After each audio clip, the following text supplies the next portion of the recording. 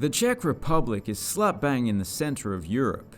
It's known for its production of beer and those little bank slips first and foremost, but their stadiums are almost as impressive, and can be enjoyed by people of all ages.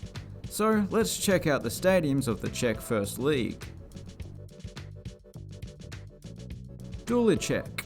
If you're wondering about the kangaroo on the crest of the Bohemians, well, in the 1920s they went on a several-month-long tour of Australia, and we gave them a couple of kangaroos in return, which I can only assume they turned into some nice, tasty sausages.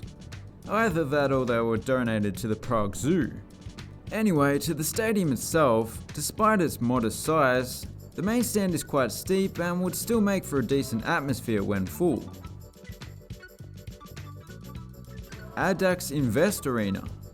The country's second biggest city doesn't really have a stadium befitting of the country's second biggest city, but I have a soft spot for Brno. It was the first place I experienced a white Christmas.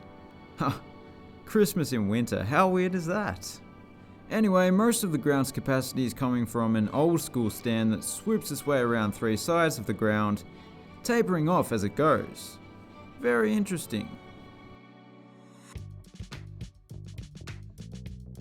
Stadion Strzelecki Ostrov. Okay, this is something more conventional.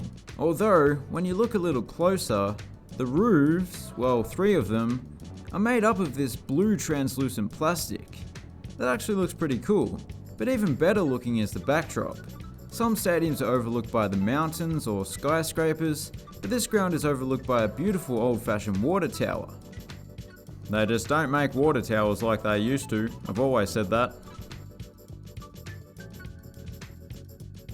Lokotrans Arena. This is an interesting little three-sided stadium, the makeup of which is quite unusual.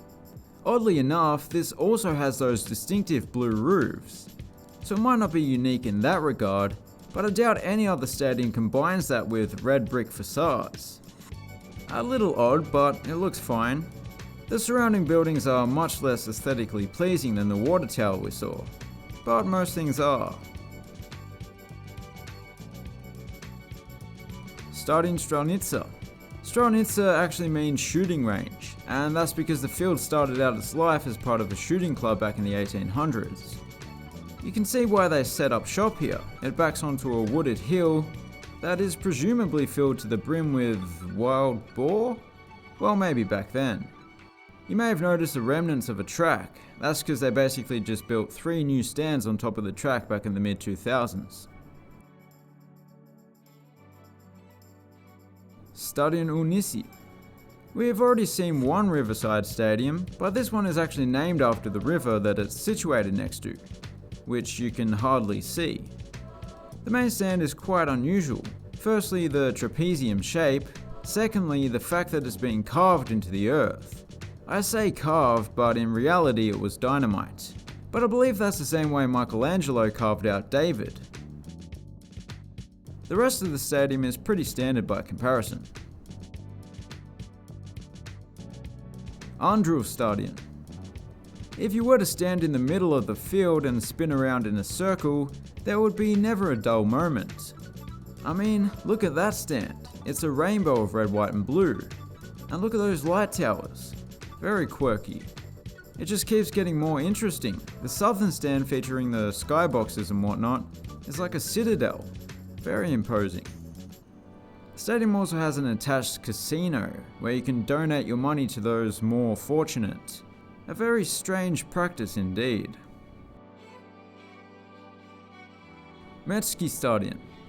This is the country's premier athletics venue, and so, despite being quite old, has been kept in tip-top shape through recent renovations, especially prior to Bunikov Strava's arrival in 2015. You could say that it's a shame that they are the only team in the league that have to play on a multi-purpose stadium with a track, but conversely, you could say that it would be a shame to see this fine stadium being used only for athletics. Nissan Arena. This one has upped the red, white and blueness of Ostrov Stadium by bringing it out to the exterior. Almost too much. You can sort of tell that the western stand doesn't quite match the rest of the stadium, and that's because it predates the other stands.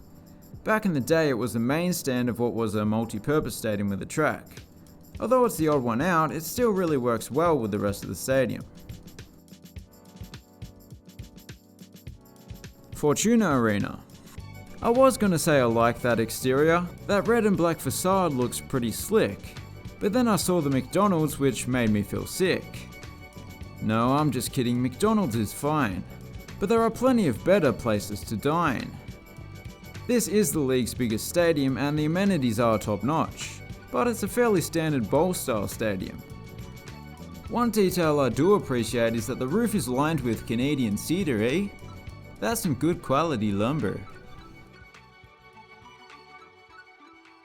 Metski Futbolovi Stadium Miroslavi Valenti. Overall, this one might be the most plain and simple stadium of the lot. There isn't anything all that distinctive about it. Oh, wait a minute. I knew there had to be something. These guys have upped the quirky floodlight game to the next level. Are they gold leaves or something? I don't know, but they're majestic. Well, majestic is a bit strong. They're lights. Generali Arena. Last time I mentioned this stadium on the channel, I said that it resembles a SIM card.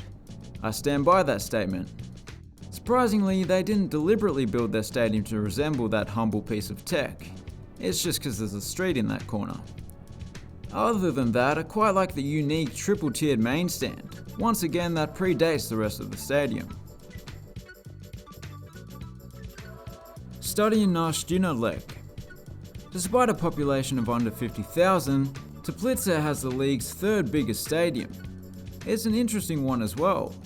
The blue and yellow colour scheme stands out, and as for the stands themselves, they don't quite run parallel to the sidelines. There's a slight kink to them. So those sitting in the corners have a slightly better viewing angle, but those in the middle are slightly further away. Letna. Oddly enough, the SIM card stadium was in the Letna area of Prague. The stadium has a bit of everything. An uncovered stand, a stand that only runs along half the length of the pitch, and even a bit of a residential/retail building in the corner. Is that part of the stadium? Who knows? Would it be good to live in one of those apartments? You would have an excellent view from your balcony, but noisy neighbours though, isn't it? And those were the Czech First League stadiums. If you enjoyed the video, then please consider subscribing. Thanks for watching, have a good one.